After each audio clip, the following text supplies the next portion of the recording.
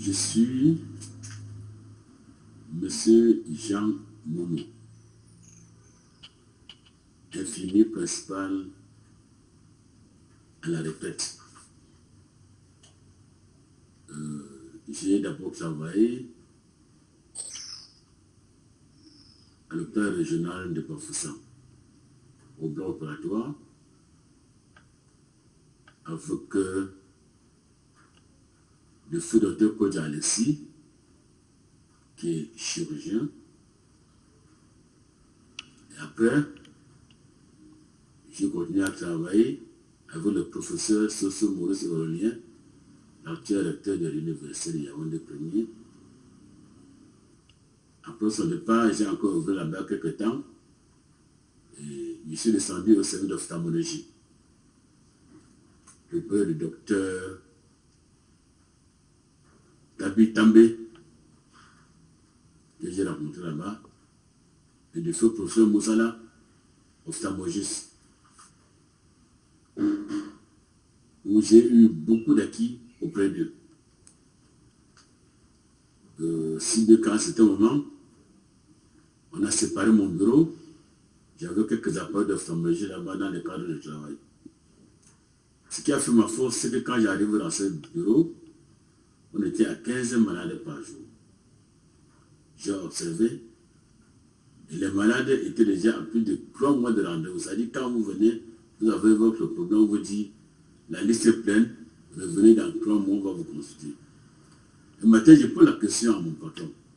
Patron, si c'est vous-même qui venez, vous avez mal aux yeux, on vous donne rendez-vous dans 3 mois. Quelle sera votre réaction? Il m'a demandé, monsieur, qu'est-ce que tu veux que je fasse? Il dit, non, il faut monter là-bas, on travaille jusqu'à ce qu'on soit fatigué avant de rentrer. Avec la formation que j'ai eue en ophtalmologie, il a créé mon bureau. Il m'a responsabilisé, il m'a donné quelques appareils. Ce qui fait que tout le matin, quand je venais, je travaillais fort jusqu'au soir. C'est-à-dire nous faisions 60 malades par jour. Ça me créait des problèmes à mon ami que j'ai trouvé là-bas, parce qu'il n'était pas d'accord qu'on travaille comme ça. Mais j'ai monté là-bas. Comme ça ne suit pas, j'ai constaté que les malades qui venaient en consultation d'ophtalmologie venaient de tous les 8 départements de la région de l'Est, et de la région du centre, de la région anglophone, les 2 régions anglophones. Et voilà un peu comment nous on travaillait. Et j'ai constaté que c'est les nantis qui venaient. Je me suis posé la question, que doivent devenir ceux qui sont dans l'arrière-pays et qui n'ont pas le moyen de venir se faire soigner? Ça m'a poussé à investiguer.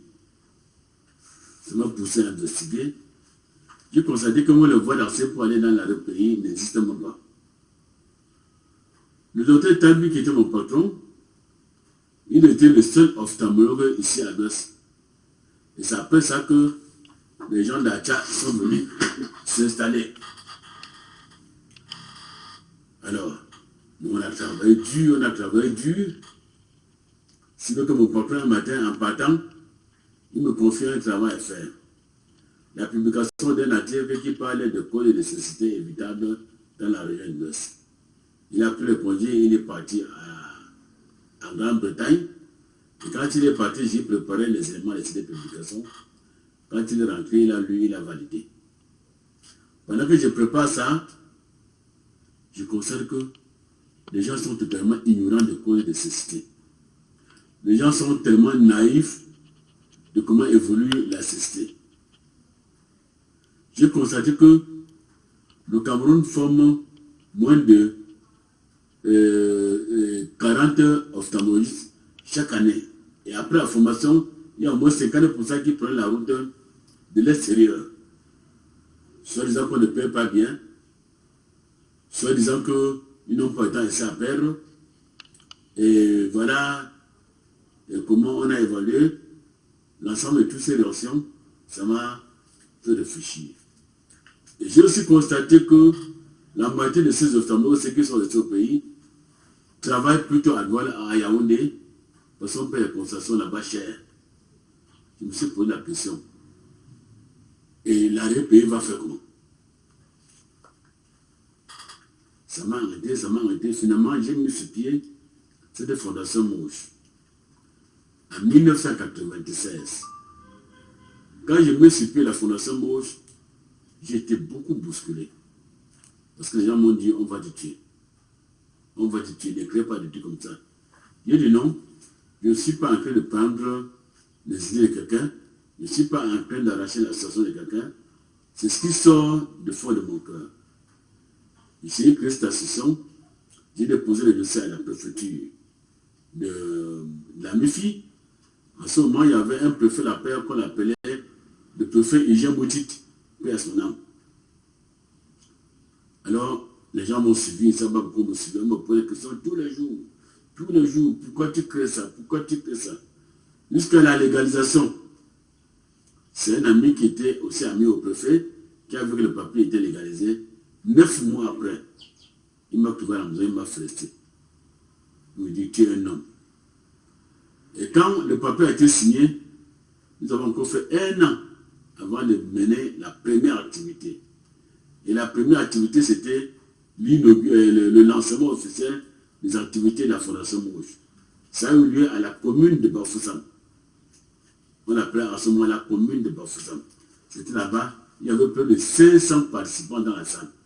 Sur la table, on pouvait retrouver les médecins, on retrouvait les ophtalmologistes, on retrouvait les cardiologues. C'était un panel de plus de 9 médecins. On a travaillé pendant 2 jours. Le préfet est resté sur place pendant ces 2 jours pour voir l'évolution. Il y a quelque chose qui m'a marqué. Il m'a dit un jour, il m'a dit lors de ce symposium que monsieur Momo, cette affaire coûte cher et ça pèse beaucoup. Si tu évalues avant 25 ans, c'est que tu vas jeter cette fondation. Parce que tu es très jeune pour créer un truc comme ça. Je lui ai dit, monsieur le préfet, Dieu me donnera la force. Et ce que vous serez à mes côtés pour m'accompagner pour que je ne fuis pas. Alors, à la création de la Fondation Mouche, les études du début étaient centrées sur la promotion de la santé visuelle et l'encadrement des handicapés visuels. Avec ces études de départ, nous avons parcouru toute la région de l'Ouest, une partie de la région de Nord-Ouest, et une partie de la région du littoral, notamment le district santé de Melon, le district santé de Loum, le district santé de Konjok. Et voilà comment on a travaillé. Entre-temps, il y a une mission du ministère de la Santé qui est arrivée à l'Ouest. Et il voulait sélectionner parmi les OS de la région de l'Ouest une qui doit servir d'interface entre le ministère de la Santé et les organisations de la société civile du secteur de santé de la région de l'Ouest. Après avoir fait le tour de beaucoup d'associations, le résultat a été proclamé devant le docteur Machi, qui était à ce moment-là délégué régional de la santé publique de l'Ouest. On a proclamé le résultat, la Fondation Mouche a été retenue. Parce que la Fondation Mouche a un local, la Fondation Mouche a des ressources humaines, la Fondation Mouche a un paquet de véhicules qui facilitent la mobilité. La Fondation Mouche a des boîtes des images. La Fondation Mouche, à ce moment-là, avait une file de malades quotidiennes évaluée à plus de 30 malades par jour. Voilà. Alors, dès qu'on nous a sélectionné comme l'Ouest interface régionale pour à côté de sa santé, nous avons donc dit, en tant qu'interface régionale, notre rôle était de coaching des ONG. Notre rôle était de former les ONG, accompagner les médecins à atteindre les objectifs sur le paludisme, sur la tuberculose, sur le VIH-Sida, sur l'allaitement maternel, sur la planification familiale, sur la santé de reproduction, et ainsi de suite. Alors, ce que nous avons fait pendant longtemps, et à partir de là, nous avons constaté qu'il fallait étendre les activités sur un objectif global de la promotion de la santé communautaire et la prévention de la maladie.